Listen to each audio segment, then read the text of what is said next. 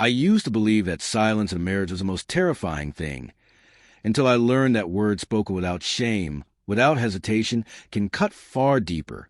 She was leaning against the kitchen counter, arms folded, wearing that now familiar look I'd started noticing more often, a mix of contempt and indifference. We had just finished arguing. Honestly, I couldn't even remember how it started. Probably something about the growing distance between us, why she seemed constantly irritated, or why I felt like I was living with someone I barely knew anymore. Then she said it flat, emotionless. "If you want that again, it's going to cost you." At first, I thought I'd misheard.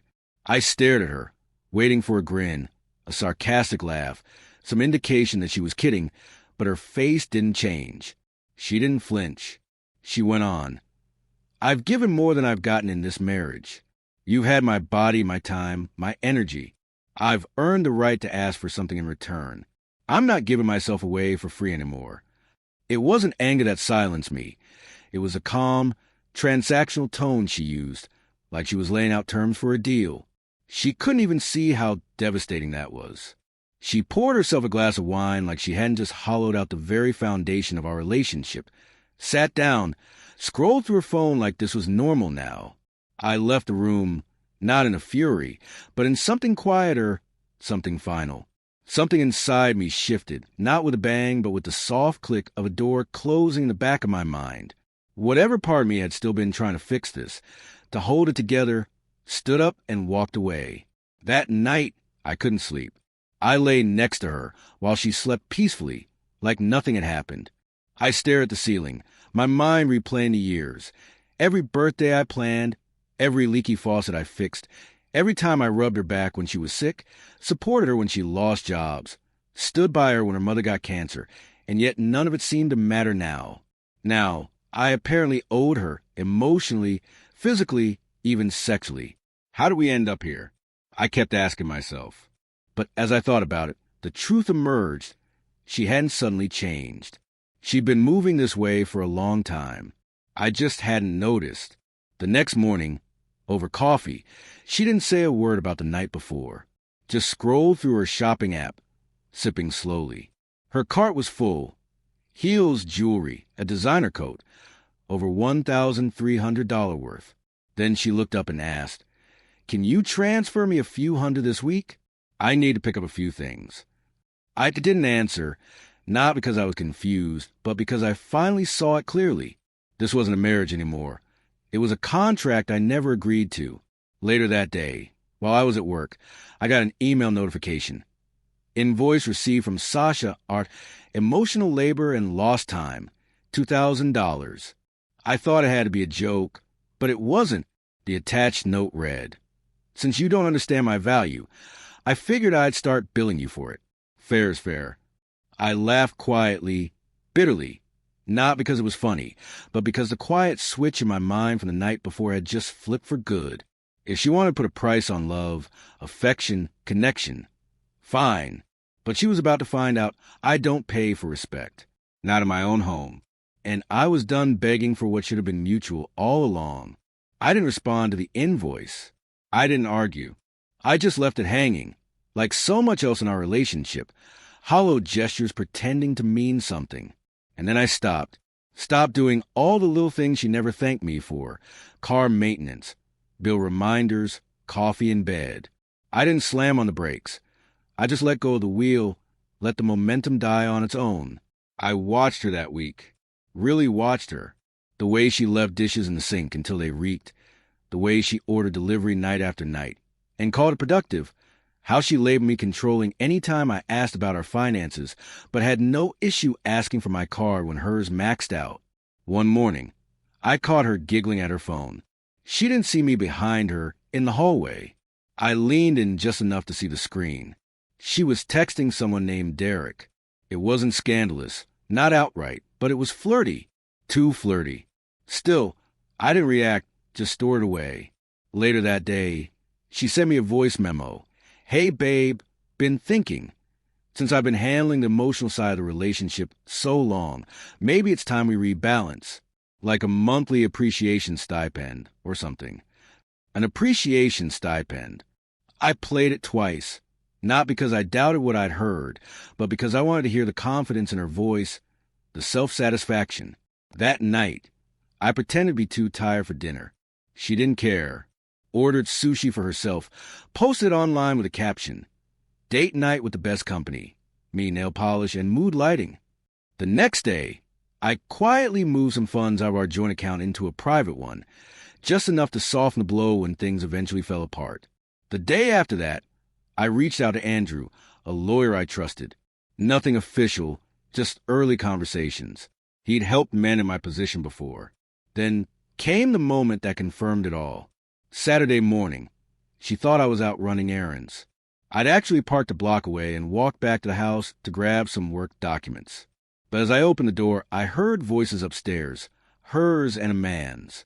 "You really think he suspects anything?" the man asked, amused. She laughed. The same carefree giggle I'd heard in the voice memo. "Oh, he suspects. But he won't do anything. That's the beauty of it." My heart didn't race. I didn't freeze. I just listened. "What if he finds out about the fund?" the guy asked. She scoffed. "Let him. Half of it's in my name. He's too passive to touch it. The fund. My fund. The one I built for the lake cabin we used to dream about." That was when it hit me. She wasn't waiting to leave. She was cashing in while staying. And I was just a fool footing the bill. I walked out before they saw me. Didn't cry. Didn't scream. Just drove straight to Andrew's office to take the next step. Quiet. Controlled. That night, she asked if I wanted to watch a movie. I smiled. "Not tonight. Got a few things to handle." She smirked like she'd won, but I was already halfway out the door in my mind, packing the kind of bag she'd never see. I've always believed silence can be a weapon. Used right, it slices deeper than shouting ever could. After I left Andrew's office, I didn't go home immediately. I sat in my car, engine humming, watching strangers pass by like static. The sun was dipping low, shadows stretching across the dashboard. That's what our marriage felt like, a long, fading shadow, still visible but no longer alive.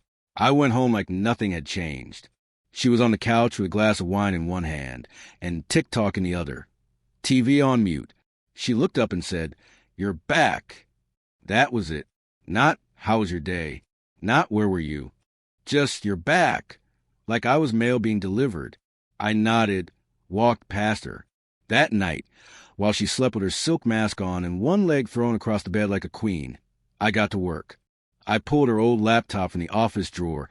The one she forgot still had auto login, email, socials, even her browsing history.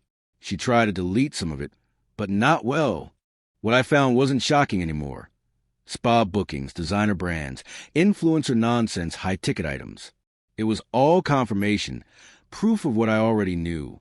And I kept clicking quietly, not out of curiosity, but to prepare, because she treated this marriage like a transaction. And now, I was going to settle the account. Then I saw it, a post on an anonymous Reddit account with the username Monetize Muse. I clicked on it, expecting nothing, but the top post had over 1,400 upvotes. How I got my husband to pay me for intimacy without him even knowing. I read every word. It wasn't vague. It was step by step. No names. But the details were too specific to ignore. She described how she exploited emotional openness to stir guilt, how she gave just enough affection to keep the attention, and rewards flowed without him ever realizing. It was a carefully crafted exchange. She had trained him over time to associate physical connection with material compensation, and people loved it. The comments were full of clapping hands, admiration, and women asking for tips or swapping strategies. She had a following, and she was proud of what she was doing. I didn't close the tab. Instead, I emailed it to myself, took screenshots, and made multiple backups. Then I checked her next post. It was worse. Considering going full sugar baby while married, advice? She called her husband a decent guy. Just dull. Said she missed feeling wanted. Mentioned testing the waters with a content subscription page using a fake name, and how someone she knew subscribed. She liked the danger of it. The account linked to other profiles. I followed the breadcrumbs. The Instagram was locked, but the profile photo gave away. The mole on her cheek the gold necklace, the familiar furniture in the background. Same lighting, same living room, same smirk. Just to confirm, I searched the name she used. Pure instinct. There was a premium message site, complete with provocative photos. Some were subtle, others weren't, and some were clearly taken right inside our home. She was using our house as her studio, our furniture as props, and I was paying the utility bill that lit the scenes. I didn't yell. I didn't throw anything. I just breathed, and I made 3 calls. First, to Andrew, my lawyer. I asked him to draft a post-nuptial agreement. I told him I needed full asset protection. Make it look mutual but lock everything down. She'd sign it. I'd frame it like it was for her benefit. Second, I reached out to HR, quietly redirected part of my paycheck into a private investment account she didn't know existed. Third, I called a cybersecurity buddy from college, told him I needed everything tied to a Reddit handle and the social accounts it linked to. Full archive, metadata, backups, hidden files, no questions. Then I walked back into our room and laid down beside her. She didn't stir. I looked at her, really looked. This woman who used to reach for my hand during movie trailers, whisper my ear on long drives. The same woman who once cried when I surprised her with a weekend trip to see autumn leaves. Now she was selling pieces of herself to strangers just to feel powerful or desired. And she thought I didn't know. But I did. And from that moment on, I wasn't her husband anymore. I was her reckoning. 3 days later, I slid the post-nup draft across the kitchen island and took a sip of coffee. Casual as ever. She looked up from her phone. "What's this?" I smiled. "A post-nup, just for clarity. Protects both of us if anything ever happens." Her eyebrows pulled together. "Why now?" I shrugged. "Because I'm tired of second-guessing.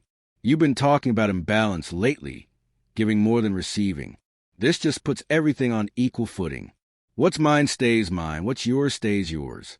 Fair, right?" That word, equal, lit her up. She sat taller, like she just won something. Exactly what I expected. The agreement looked fair, but buried in the fine print.